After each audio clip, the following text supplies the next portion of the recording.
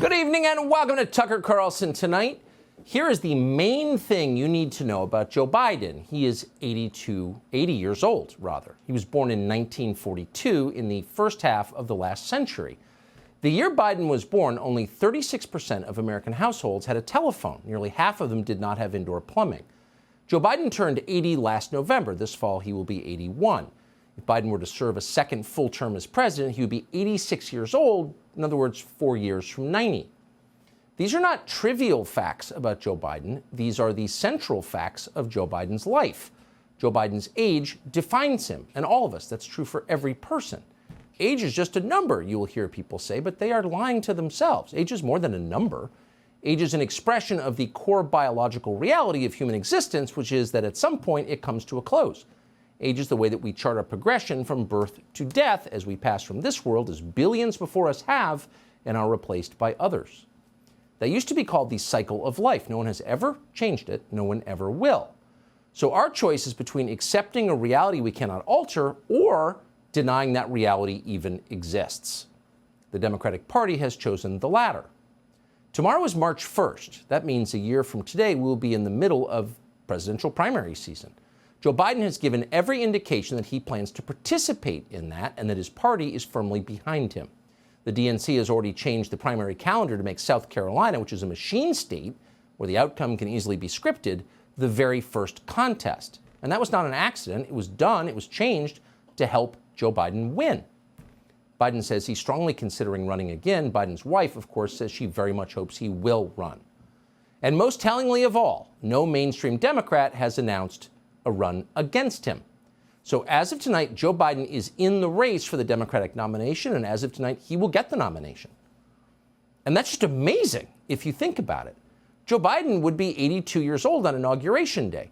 That is 8 years older than the average life expectancy for men in this country. So virtually everyone in his high school class will be gone by then, but Joe Biden will be just beginning his second term as president of the United States. Would that be healthy for America? Would it be healthy for Joe Biden? Of course not. It's awful. 82-year-old men should not be running countries. They're not strong enough mentally or physically. Everybody knows that, very much including any 82-year-old man you ask. The people around Joe Biden certainly know that. How could they not know that? They watch him, and you do too. Here's Joe Biden in Warsaw, Poland, just last week. The questions we faced were as simple as they were profound. Would we respond, or would we look the other way? Would we be strong, or would we be weak? Would all of our allies, would be united or divided? So we play clips like that a million times for you over the past few years. We could play a million more because Joe Biden talks like that every day. At this point, it's how he talks. Joe Biden is losing his ability to speak. That's not a secret. It's not something we learned from our confidential sources and are bringing to you for the first time tonight exclusively. That is obvious to the entire world. And you'll probably sound like that too if you make it to Joe Biden's age. We will also. It's not weird. It's natural. It's not an attack on Joe Biden, hardly. It's an observation. But because it's natural, we have been commanded to ignore it. Don Lemon got suspended from his show at CNN recently for suggesting that a presidential candidate in her 50s was, quote, past her prime.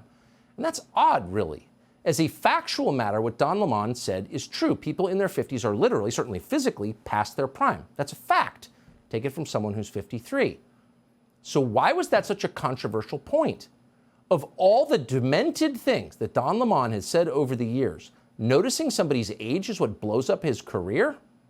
Yes. Because that simple, commonplace observation, people weaken with age, points to a power that will forever remain beyond human authority, which is the power to control time. No matter how rich we are, we cannot prevent ourselves from getting older. We can buy Botox and hair plugs and facelifts. Joe Biden has bought all of that. But in the end, we degrade anyway because we are not God. Accepting this fact that we are not God, working within the preordained limits of nature, is the key to balance and happiness in this human life. Ignoring that fact leads to insanity, or in the case of modern America, it leads to the trans agenda and climate theology. If you asked 100 honest people to name the things that human beings cannot control, most would list biological sex and the weather. You can't decide whether you're a boy or a girl. You are what you are born. Sorry.